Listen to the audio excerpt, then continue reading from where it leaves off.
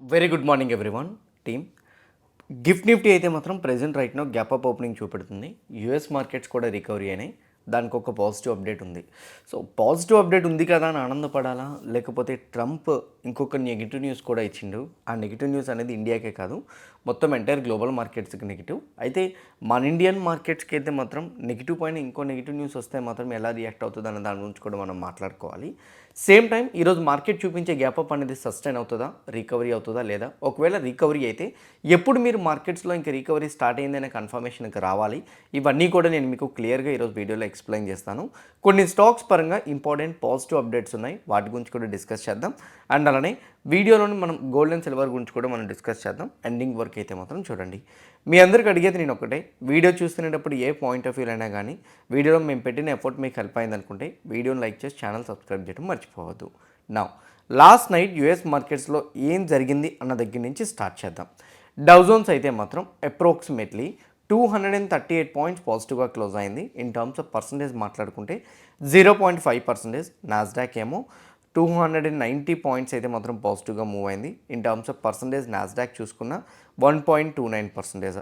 Dough Jones and Nasdaq రెండు పరంగా చూసుకుంటే మాత్రం రెండు కూడా మనకి హయ్యర్ సైడ్ క్లోజ్ అయినట్టే కనపడుతున్నాయి. నిన్న యుఎస్ మార్కెట్స్ పాజిటివ్గా క్లోజ్ అవ్వడానికి న్యూస్ అప్డేట్స్ ఏమైనా ఉన్నాయా, ఒక్కొక్కటి మాట్లాడదాం.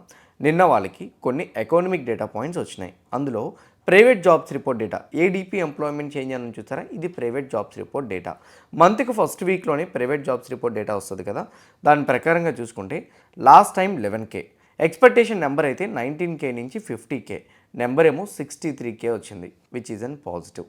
Next one, ISM service PMA data ఉంది. లాస్ట్ టైం 53.8, ఈసారి నెంబర్ 53 నుంచి 53.5 ఉంటే 56.1 వచ్చింది. ఈ రెండు కూడా యూఎస్ మార్కెట్స్కి అయితే మాత్రం పాజిటివ్ ఉన్నాయి. ఒకటి ప్రైవేట్ జాబ్స్ రిపోర్ట్ డేటా, ఇంకోటి వచ్చేసరికి ఐఎస్ఎం సర్వీస్ పిఎంఏ డేటా. రెండు కూడా ఎస్టిమేటెడ్ నెంబర్స్ని బీట్ చేసే వచ్చినాయి. ఏదైతే macro economic data points estimated నెంబర్స్ని బీట్ చేసి వచ్చినాయో డౌ జోన్స్ అండ్ నాస్డాక్ పాజిటివ్గా క్లోజ్ అవ్వడానికి అయితే హెల్ప్ అయింది.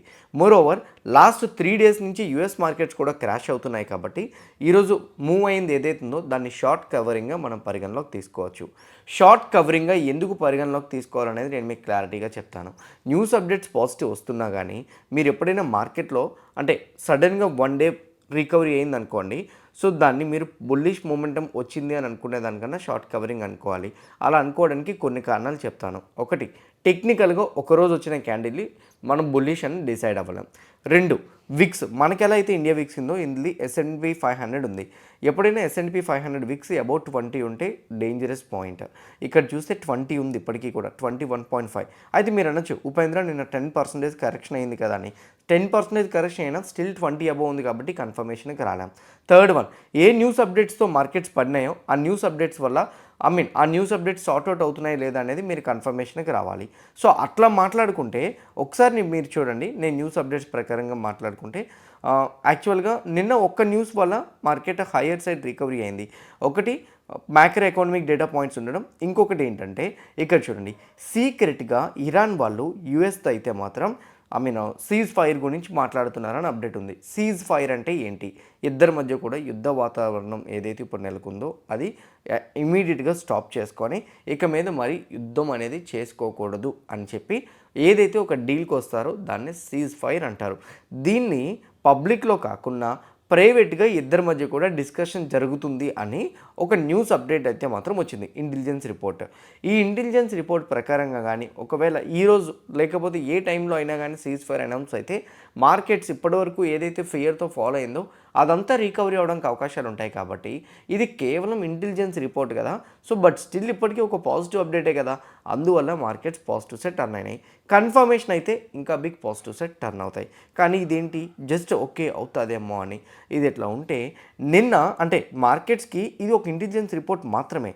కానీ నిన్న శ్రీలంకకి దగ్గరలోని ఇరాన్ వాళ్ళది ఒక సబ్మెరీన్ ఏదైతే ఉందో దాన్ని కంప్లీట్గా అయితే మాత్రం ఫెయిల్ చేశారు. ఇరాన్ సబ్మెరీన్ అంటే ఇరాన్ షిప్ అప్రాక్సిమేట్లీ అందరూ 150 to 170 మెంబర్స్ వరకు ఉన్నారు. 76 to 77 మెంబర్స్ని ఆల్మోస్ట్ శ్రీలంక బోట్ వాళ్ళు సేవ్ చేయగలిగారు, అండ్ కొన్ని అయితే సేవ్ చేయలేదు. అయితే నిన్నటి వరకు అసలు ఆ షిప్ ఎలా పేలింది అనేది ఎవరికి కూడా తెలియదు. బట్ కొంత టైం అయిన తర్వాత రిపోర్ట్స్ బయటకు వచ్చినాయి. యుఎస్ నుంచి యుఎస్ నావీ సబ్మెరైన్ ఏదైతే ఉందో ఆ సబ్మెరైన్ వచ్చేసరికి యుఎస్ సబ్మెరైన్ ఇరాన్ షిప్ని డైరెక్ట్గా కూల్ చేసింది అని చెప్పేసి కన్ఫర్మేషన్ వచ్చింది. సో అక్కడ సీజ్ ఫైర్ ఇంటర్నల్గా డిస్కషన్ అవుతున్నా కానీ మరి ఎందుకు ఇరాన్ షిప్ మీద యుఎస్ సబ్మెరైన్ అటాక్ చేసింది, ఇది కూడా ఒక క్వశ్చన్ మార్కే. This is another one.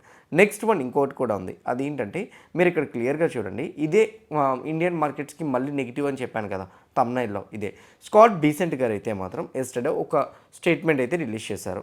Present right now global మొత్తం మీద కూడా 10% టారిఫ్సే ఉన్నాయి, కానీ ఈ వీక్లో దాన్ని 15% టారిఫ్ని చేయబోతున్నామని చెప్పారు. 15% టారిఫ్స్కి ఇంకా సైన్ అవ్వలేదు. మీకు గుర్తుందా, లాస్ట్ వీడియోస్లో కూడా నేను చెప్పాను. ఇప్పుడు ప్రెజెంట్ రైట్నో 15% టారిఫ్స్ని అయితే మాత్రం యాజ్ ఆఫ్ నౌ మేము ఇంక్రీజ్ చేస్తాం ఈ వీక్లో అని చెప్తున్నారు. అండ్ అంతేకాదు యుఎస్ సుప్రీంకోర్టు ఏదైతే కొట్టి పారేసిందో టారిఫ్స్ని, దాని మీద మళ్ళీ మేము రివర్స్ కేసు వేయడం జరిగింది. అండ్ అదంతా కూడా ప్రెజెంట్ రైట్ యూఎస్ సుప్రీంకోర్టులో నడుస్తుంది. ఇంకొక 5 నెలల్లో అయితే మాత్రం పాత రేట్స్ ఏవైతే ఉన్నాయో, అంటే ఇండియా మీద 18% టారిఫ్ ఏదైతే ఉందో దాన్ని తీసుకొస్తామని చెప్పి స్కాట్ బీసెంట్ గారు చెప్పారు. ఇప్పుడు రైట్నో ఇప్పటికే వార్ న్యూస్ ఎఫెక్ట్ మార్కెట్ మీద ఉంటే ఇప్పుడు స్కాట్ బీసెంట్ గారు ఇంకో న్యూస్ చెప్పారు. కానీ వార్ న్యూస్ ఎఫెక్ట్ని ఇప్పుడు స్కాట్ బీసెంట్ గారు చేసిన స్టేట్మెంట్ని పక్కన పెట్టి చూస్తే ఏది ఎక్కువ మార్కెట్ని ఇప్పుడు పట్టించుకుంటుంది అంటే వారే. ఎందుకంటే ఈ టారిఫ్స్ అనేది 18% ఆల్రెడీ తెలిసిన న్యూసే, దాని గురించి వర్రీ అవ్వాల్సిన అవసరం లేదు, దాని గురించి మనం పట్టించుకోము కూడా. ఎందుకంటే ఇప్పుడు వార్ అనేది ఇది అన్ఎక్స్పెక్టెడ్ మూమెంటం కాబట్టి, సో అందుకు ఇది అనదర్ అప్డేట్. ఓకే, నా ఇంకోటి ఏంటంటే రష్యా వాళ్ళు యాక్చువల్గా ఇది రిలయన్స్కి పాజిటివ్, కానీ ఇది షాకింగ్ పాయింట్ కూడా. రష్యా వాళ్ళు ఇప్పుడు ప్రెజెంట్ రైట్నో ఇండియాకి 9.5 మిలియన్ బ్యారెల్స్ని అయితే మాత్రం సప్లై చేయడానికి, బ్యాకప్గా సప్లై చేయడానికి మోస్ట్లీ సిద్ధమవుతున్నారని అప్డేట్ అయితే మాత్రం ఉంది.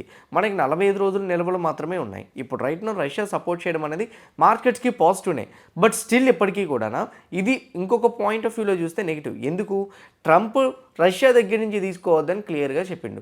ఇప్పుడు ప్రెజెంట్ రైట్నో మనం బ్యాకప్గా మళ్ళీ రష్యా దగ్గరికి వెళ్ళాం కాబట్టి ట్రంప్ దీనికి ఎట్లా రియాక్ట్ అవుతారనేది కూడా ఫియర్నే. ఓకే, ఇలా మార్కెట్స్లో పాజిటివ్స్ ఉండి భయాందోళనని క్రియేట్ చేసే పాయింట్స్ ఉన్నాయి కాబట్టి రికవరీ అవుతున్నా కానీ ఇమీడియట్గా మార్కెట్స్లో పాజిటివ్ సైడ్ మొమెంటం వచ్చిందనుకొని ఫ్యూచర్స్ని బై చేయడం, కాల్ ఆప్షన్స్ని బై చేయడం మ్యాక్సిమం తీసుకోకుండా ఉండడానికి ట్రై చేయండి. సో దాని ప్రకారంగా ఇప్పుడు ప్రెజెంట్ రైట్నో గ్లోబల్ మార్కెట్స్కి కనెక్ట్ చేసుకుంటే యూరోపియన్ మార్కెట్స్ అన్నీ కూడా కొంచెం పాజిటివ్గా క్లోజ్ అయినాయి. ఏషియన్ మార్కెట్స్ అన్నీ కూడా ప్రెజెంట్ రైట్నో పాజిటివ్లో ట్రేడ్ అవుతున్నాయి. న్యూస్ అప్డేట్స్ ఏంటి, positive side markets global markets ఒకేసారి టర్న్ అవ్వడానికి? ఒకటి, యూఎస్కి private jobs report data, IFM service PMI data పాజిటివ్గా రావడం. అండ్ ఇంకొకటి వచ్చేసరికి సీక్రెట్గా సీజ్ ఫైర్ గురించి డిస్కషన్స్ అవుతున్నాయని రావడంతో ప్రెజెంట్ రైట్నో మార్కెట్ కొంచెం బ్రీత్ తీసుకుంటున్నాయి. ఓకే, బట్ ఇండెక్స్ ఫ్యూచర్స్లోకి వెళ్ళి చూస్తే, అంటే డవ్ ఫ్యూచర్స్, నాస్డాక్ ఫ్యూచర్స్ పరంగా చూసుకుంటే డౌ జోన్స్ ఫ్యూచర్స్ -120లో ట్రేడ్ అవుతుంది, నాస్డాక్ ఫ్యూచర్స్ -58లో ట్రేడ్ అవుతుంది. సడన్గా Dove futures negative set turn అయిపోయింది కదా, దానికి కారణం ఏంటో తెలుసా? ఇందాక నేను 3 hours బ్యాక్ ఒక న్యూస్ అప్డేట్ని చూశాను. ఇరాన్ వాళ్ళు ఇజ్రాయిల్ మీద మళ్ళీ అటాక్స్ చేశారని చెప్పి. ఈ సీజ్ ఫైర్ అవుతుంది అని అనుకునేటప్పుడు ఈ అటాక్స్ ఎందుకు జరుగుతున్నాయి అనే కన్ఫ్యూజన్ కూడా ఉంది. మేబీ అందువల్ల యూఎస్ ఫ్యూచర్స్ కరెక్షన్ అవుతుందేమో నేనైతే అనుకుంటున్నా. కానీ గిఫ్ట్ నిఫ్టీ అయితే మాత్రం 24,578 ఎస్టర్డే నిఫ్టీ 50 క్లోజ్ అయిందైతే కరెంట్లీ 24,710 దగ్గర గిఫ్ట్ నిఫ్టీ చూపెడుతుంది. యాక్చువల్గా 785 వరకు కూడా వెళ్ళింది, బట్ ట్రేడ్ అవ్వడం ఇప్పుడు 710. 200 పాయింట్స్ గ్యాప్ అప్ కాస్త 130-120 పాయింట్స్ గ్యాప్ అప్కి వచ్చేసింది. బట్ ఆ గ్యాప్ అప్ సస్టైన్ అవుతుందా లేదన్నది 9 o'clock ఓపెన్ అవుతున్నప్పుడు మనకు తెలుస్తుంది. Even yesterday FII and DII data ప్రకారంగా చూసుకుంటే ఎస్టర్డే ఎఫ్ఐ 8,752 crores మార్కెట్లో సెల్ చేస్తే డిఐ 12,068 crores మార్కెట్లో బై చేయడం జరిగింది. ఓవరాల్గా చూసుకుంటే మాత్రం ఎఫ్ఐఐ బీరిష్ షేడే ఉన్నారు, డిఐ కూడా బుల్లిష్ షేడ్ అయితే మాత్రం ఉన్నారు. డిఐ ఎప్పుడు మార్కెట్స్ క్రాష్ అవుతుంటే సపోర్ట్ చేస్తుంటుంది. అందులో ఎల్ఐసి అనేది ఒక బిగ్ సపోర్టర్ అని, కీ సపోర్టర్ అనేది మీకు తెలుసు. అయితే వాళ్ళు ఎఫ్&ఓ పొజిషన్స్ బిల్డ్ చేసి చూస్తే ఎఫ్ఐఐ మళ్ళీ బ్యాక్ టు నార్మల్ పొజిషన్స్, అంటే సెల్లింగ్ పొజిషన్స్కి వచ్చేసారు. 1,64,000 పొజిషన్స్ని యాడ్ చేసి పెట్టుకున్నారు. చేంజ్ ఇన్ ఓఏ చూస్తే 19,240 అయితే మాత్రం కనపడుతుంది. ఈవెన్ ప్రొప్రైటరీ ట్రేడర్స్ కూడా బీరిష్ షేడే ఉన్నారు, ఇద్దరు బీరిష్ షేడే ఉన్నారు. ఇలా ఎప్పుడైనా కానీ ఇద్దరు బీరిష్ షేడ్ ఉంటూ ఎఫ్ఐఐ హెవీ సెల్లింగ్ నెంబర్ కానీ కనపడితే సడన్గా గ్యాప్ అప్ ఓపెన్ అయితే మాత్రం ట్రస్ట్ చేయొద్దు. ఓకే, ఇప్పుడు మార్కెట్స్ రికవరీ అయితే మీరు ఎలా కన్ఫర్మేషన్స్ తీసుకోవాలో నేను మీకు చెప్తాను. సో ఎస్టర్డే నుంచి, అంటే లాస్ట్ 3 days నుంచి బీరిష్ షేడ్ వచ్చే క్యాండిల్స్ చూడండి. ఈ వార్ వల్ల ఫస్ట్ క్యాండిల్ ఇదే కదా, ఓకే, సెకండ్ క్యాండిల్ ఇక్కడ గ్యాప్ డౌన్ నుంచి ఓకే ఇక్కడ వరకు ఈ లో, ఓకే ఈ డిస్టెన్స్ ఈ డిస్టెన్స్, తర్వాత ఇక్కడి నుంచి ఇక్కడికి లో. ఓకే, ఈ 3 టైప్ ఆఫ్ డిస్టెన్సెస్ ఏవైతే ఉన్నాయి ట్రావెల్ చేసినవి అంటే ఫాలో అయ్యే డిస్టెన్స్ బుల్లిష్ షేడ్ కానీ దానికి into 1.5 times, not 1 time, 1.5 times. మీకు ఎగ్జాంపుల్ ఎట్లా చెప్పాలంటే నిఫ్టీ ఇక్కడి నుంచి ఇక్కడికి 500 పాయింట్స్ గ్యాప్ డౌన్ ఓపెన్ అయింది అనుకోండి, ఈరోజు ఒక్కరోజు ఒక స్ట్రాంగ్ క్యాండిల్తో 600 పాయింట్స్ మూవ్ అయింది అని అనుకోండి, దీన్ని పాజిటివ్గా కన్సిడర్ చేయొచ్చు. First one. సెకండ్ వన్, ఎప్పుడైనా ఒక ఫాల్ వస్తే అందులో 50% రికవరీ అయిపోతే మాత్రం మనం హయ్యర్ సైడ్ రికవరీ అవుతుందని మనం చెప్పచ్చు. This the second point. లేదనుకుంటే హై టూలో ఫెబనాకిని పెట్టుకోండి, మోర్ దెన్ 50% రికవరీ అవుతుంటే మీరు కన్ఫర్మేషన్కి వెళ్ళచ్చు. This the second point. Third one వచ్చేసరికి important support and resistances levels. Market అయితే మాత్రం నిఫ్టీ ఎస్టర్డే కూడా మనం ఒక సపోర్ట్ లెవెల్ ఏదైతే డ్రా చేసుకున్నామో అక్కడి నుంచే బౌన్స్ అవడానికి ట్రై చేసింది, కానీ ఇమీడియట్గా నెక్స్ట్ రెసిస్టెన్స్ లెవెల్ ఉంది 24,575 అండ్ దీని అబోవ్ కానీ సస్టైన్ అవ్వగలిగితే రికవరీ అవ్వడానికి ప్రయత్నిస్తుంది అందని అర్థం. ఓకేనా? So this the third point. Fourth one, India VIX ఎప్పటికీ కూడా యూఎస్ విక్స్ ఎట్లా అయితే 20 అబోవ్ ఉందో మన ఇండియా విక్స్ కూడా ప్రెజెంట్ రైట్ నౌ 21 ఉంది. ఓకే, విక్స్ ఎప్పుడైనా కానీ 17 బిలో 15 బిలోకి రావడానికి ప్రయత్నిస్తుంటే అది పాజిటివ్. 21 ఉంది కాబట్టి ఈరోజు ఒక్కరోజు విక్స్ కానీ 15 బిలోకి వచ్చింది అనుకోండి పర్వాలేదు, రాకపోతే మాత్రం ఈ ఒక్క రోజుతో కన్ఫర్మేషన్ తీసుకోవద్దు. రికవరీ అవుతునేటప్పుడు నెక్స్ట్ 2-3 రోజులు చూడండి, చూసిన తర్వాత అప్పుడు రికవరీ అవుతుందని కన్ఫర్మేషన్కి మనం వెళ్దాం. అంతవరకు అయితే మాత్రం మీరు కన్ఫర్మేషన్కి వెళ్ళొద్దు అనేది నా పర్సనల్ ఒపీనియన్.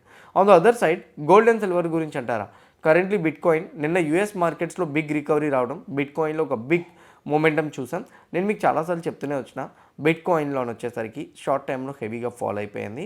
అయితే రీసెంట్ స్వింగ్లో ఏదైతే ఉందో 60,000 అదే ఒక ఇంపార్టెంట్ లోయెస్ట్ పాయింట్ అని కూడా మనం మాట్లాడుకున్నాం.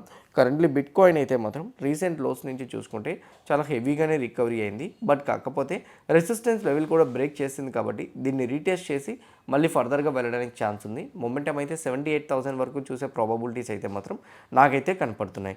And more over gold and silver పరంగా చూసుకుంటే గోల్డ్ అయితే మాత్రం ఈరోజు కమోడిటీస్లోకి వెళ్ళి చూస్తే 0.74% పాజిటివ్లో ట్రేడ్ అవుతుంది, సిల్వర్ 2% పాజిటివ్. సో మీకు ముందు కూడా చెప్పిన డెల్టా ఎక్స్చేంజ్లో గోల్డ్ అండ్ సిల్వర్ని కూడా యాడ్ చేశారు. మీరు గోల్డ్ అండ్ సిల్వర్లోని 24/7 లైక్ క్రిప్టోలో ట్రేడ్ చేద్దాం అనుకుంటే డెల్టాలో ఉంది. బిట్ కాయిన్ వదిలేసి మీరు గోల్డ్ అండ్ సిల్వర్లో ట్రేడ్ చేసుకున్నా కానీ యాక్టివ్గా మీరు అందులో ప్రాఫిట్స్ గెయిన్ చేసుకోగలుగుతారు లేదా ట్రేడ్ చేసుకోగలుగుతారు. కింద కామెంట్ బాక్స్లో అండ్ నేను లింక్ ఇచ్చాను, డెల్టా ఎక్స్చేంజ్ రెఫరల్ లింక్. ఆ లింక్ క్లిక్ చేసి అకౌంట్ ఓపెన్ చేసుకొని మీరు గోల్డ్ అండ్ సిల్వర్లో ట్రేడ్ చేయొచ్చు. సిల్వర్ ఈరోజు పెరుగుతుంది కదా, ఇంకా ఫర్దర్గా పెరుగుతుందా అని అనుకుంటే ఈ అన్సర్టెనిటీస్ ఉన్నంత వరకు సిల్వర్ అండ్ గోల్డ్లో అయితే మాత్రం కొంచెం పాజిటివ్ మూమెంటమే చూడడానికి ప్రాబబిలిటీస్ అయితే మాత్రం ఉంటాయి. నా స్టాక్స్ పరంగా కొన్ని ఇంపార్టెంట్ పాజిటివ్స్ ఉన్నాయన్నాను కదా, అందులో ఫస్ట్ వన్ బిఎస్సి ఉంది. ఆ కంపెనీకి సెబీ అప్రూవల్ ఇచ్చింది. ఏంటి సెబీ అప్రూవల్?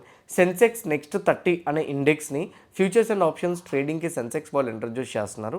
దీనికి బీఎస్సీకి వచ్చేసరికి సెబీ దగ్గర నుంచి అప్రూవల్స్ అయితే వచ్చినాయి.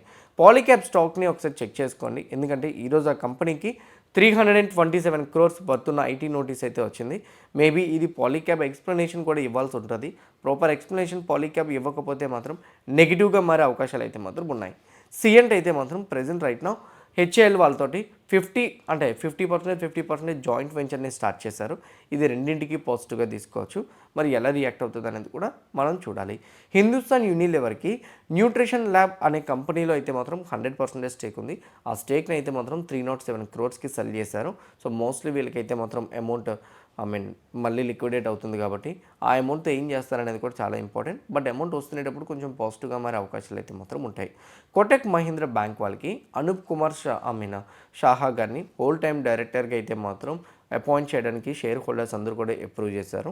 అండ్ అంతేకాదు ఫైనాన్షియల్ ఇయర్ 27కి ప్రైవేట్ ప్లేస్మెంట్ బేసిస్ మీద నాన్ కన్వర్టబుల్ డిబెంచర్స్ తోటి లేదా బాండ్స్తోనైతే మాత్రం కొత్త ఫండ్ ఇష్యూ చేయాలని కోటక్ బ్యాంక్ డిసైడ్ చేస్తుందని అప్డేట్ అయితే ఇచ్చారు. ఓకే, ఇవి మేజర్గా ఉన్న న్యూస్ అప్డేట్స్. ఇంకేమైనా ఉంటే ఈవినింగ్ పోస్ట్ మార్కెట్ అనాలిసిస్లో మీకు క్లియర్గా ఎక్స్ప్లెయిన్ చేస్తాను. నేను ఎక్స్ప్లెయిన్ చేసిన పాయింట్స్ అన్నీ కూడా మీకు పిన్ టు పిన్ అర్థమైనాయి అని అనుకుంటే డెఫినెట్గా వీడియోని లైక్ చేయండి. ఛానల్ ఇంకా సబ్స్క్రైబ్ చేసుకోకుండా వీడియో చూస్తూ ఉంటే ఛానల్ కూడా సబ్స్క్రైబ్ చేసుకోండి.